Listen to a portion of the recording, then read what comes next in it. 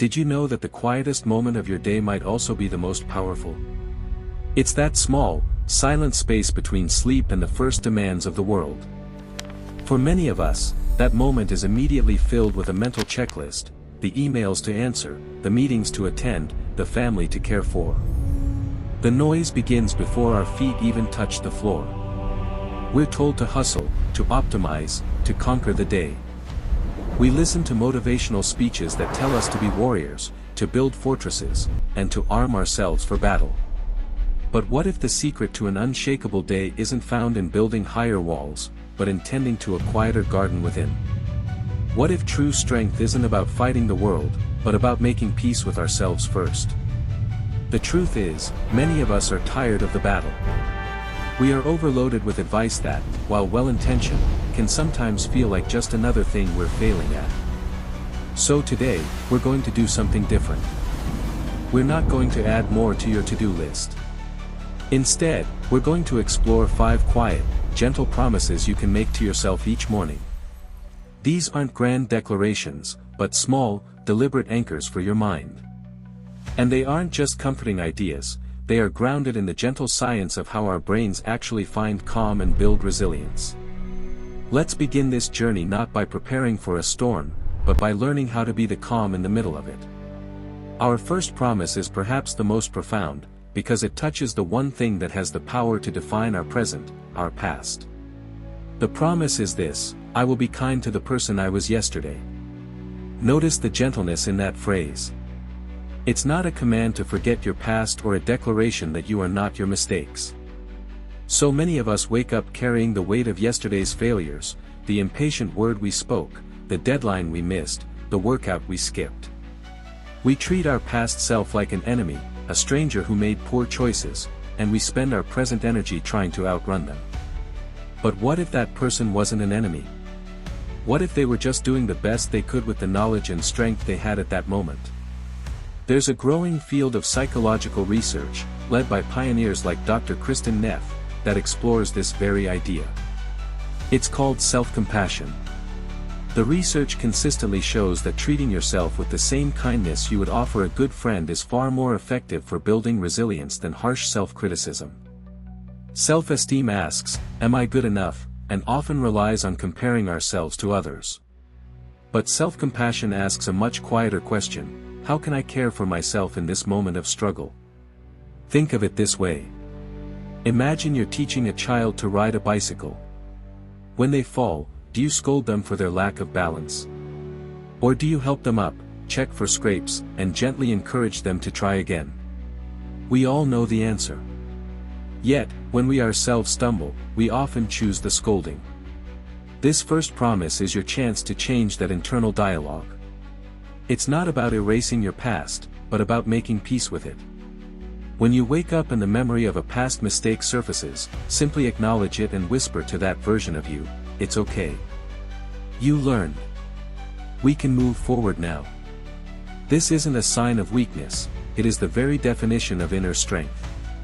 It's the quiet, daily act of forgiving yourself, not to excuse a mistake, but to free up your energy for the day ahead. This brings us to our second promise, a powerful antidote to the feeling that we are not yet ready. The promise is, today, I have what I need to begin. How many times has a new day felt like a mountain to be climbed, and we feel as though we're standing at the bottom without the right gear? We tell ourselves, "I'll start that project when I have more time, I'll eat healthier once I do a big grocery run," or "I'll be a better parent, partner, or leader when I'm not so tired."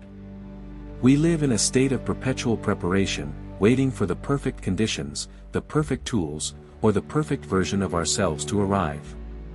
But the truth is, that day rarely comes. This is where we can lean on some fascinating neuroscience. Studies on a concept called self-affirmation have shown that when we affirm our own value and capability, not our perfection, but our simple capability, our brains respond in a remarkable way. Research using MRI scans has revealed that affirming our competence can actually increase activity in the self-processing and reward centers of the brain. This makes us more open to challenges and less defensive in the face of threatening information. In essence, by telling ourselves we are capable of starting, we are biochemically preparing our brains to succeed. This doesn't mean you have to feel invincible. It's about shifting the focus from the entire mountain to the very first step. You don't need a fully equipped workshop to fix a loose handle on a cabinet, you just need a screwdriver. You don't need a master plan for the next 5 years to make one healthy choice for lunch. This promise isn't about having a perfect toolkit. It's about recognizing that you have the one tool you need for the very next thing. It's a quiet declaration that you are sufficient for this moment.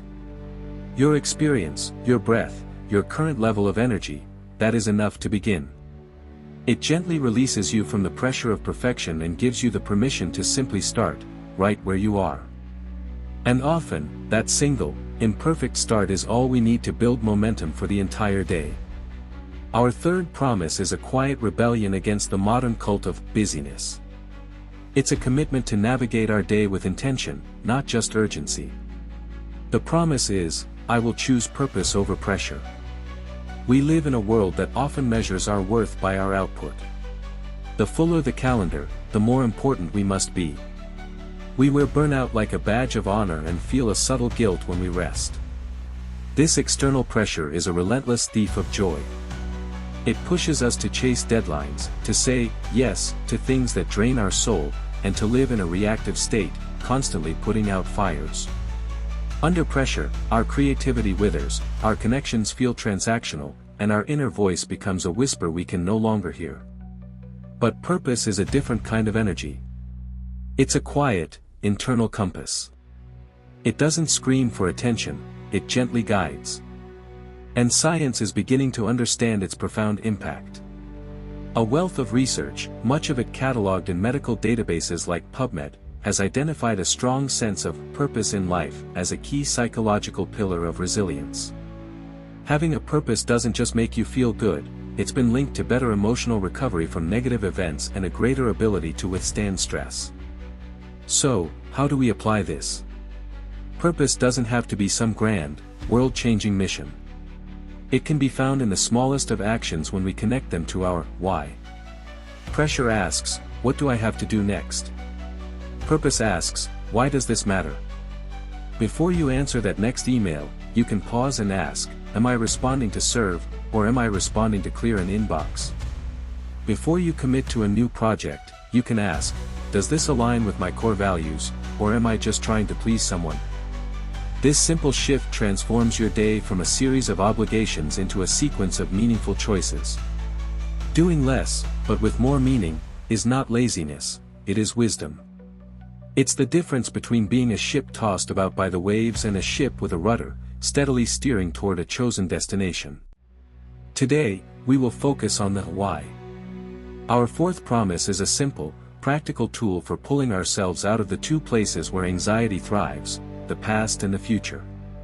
The promise is this: I will anchor myself in this one moment. How much of our day is spent mentally time traveling? We replay conversations from yesterday, worrying if we said the right thing. We leap ahead to tomorrow's meeting, anticipating problems that haven't happened yet. Our bodies are here, making coffee or sitting in traffic, but our minds are somewhere else entirely. This constant splintering of our attention is exhausting, and it's the root of so much of our daily stress. When your mind feels like a stormy sea, caught in the winds of past regrets and future fears, you don't need to learn how to stop the storm. You just need to know how to drop an anchor. This promise is that anchor. It's a conscious choice to bring your full attention back to the only moment that is ever truly real, the one you are in right now. This isn't just a poetic idea, it's a well-researched practice. Neuroscientists and institutions like Johns Hopkins have studied the effects of mindfulness, the simple act of paying attention to the present moment without judgment. They've found that it can actually have a calming effect on the amygdala, which functions as our brain's internal fire alarm. When we are lost in worry, that alarm is constantly ringing. But when we intentionally focus our senses on the here and now, we are sending a signal to our nervous system that says, all is well. We are safe. So, how do we do it? It's simpler than you think. Right now, just pause. Gently name 3 things you can see around you. Maybe it's the light hitting the wall, the texture of your desk, a plant in the corner. Now, listen. Name 2 things you can hear. The hum of a computer, a distant bird, the sound of your own breathing. Finally, notice 1 thing you can feel. The warmth of your coffee mug, the pressure of your feet on the floor, the fabric of your shirt. That's it. You've just dropped anchor. You haven't solved all your problems, but you have returned to yourself. You have found a moment of calm in the chaos. And that is a skill you can use anytime, anywhere. And our final promise is the simplest, but perhaps the most transformative. It is a small exercise to recalibrate the filter through which we see the world. The promise is, I will look for 1 good thing. Our brain is an incredible survival machine, and one of its default mechanisms is the negativity bias. We are wired to scan for threats, problems, and what's wrong. This is why 1 criticism can haunt us all day, while 10 compliments can pass by in a moment. Left unchecked, our brain will naturally focus on the 1 flat tire instead of the 3 that are working perfectly. But we have the ability to actively counter this programming. The practice of gratitude isn't a cliché, it's a brain training exercise. Studies from places like UCLA Health have shown that when we consciously look for and focus on the good, our brains release dopamine and serotonin, the 2 neurotransmitters responsible for creating feelings of happiness and well-being. You can think of it as a natural mood booster, one you can prescribe for yourself at any time. The important thing to remember is this promise is not about ignoring difficulties. It doesn't mean pretending everything is perfect. Life is full of challenges, and acknowledging them is healthy. Instead, this is a deliberate act of rebalancing your perspective. It's about saying, I see this challenge, but I also choose to see this good thing. You don't need to be grateful for grand things. Start small. Maybe it's just the first sip of coffee in the morning. Maybe it's the feeling of warm sun on your skin for 2 minutes. Or maybe it's just being grateful for the bed that gave you a place to rest, even if the sleep wasn't deep. You don't have to be grateful for everything. But finding 1 thing can change anything. So there we have them. 5 promises. 5 quiet anchors for your day. Be kind to the person you were yesterday, not to erase the past, but to free the present. Trust that today, you have what you need to begin, right where you are. Choose purpose over pressure, so your actions are guided by your why.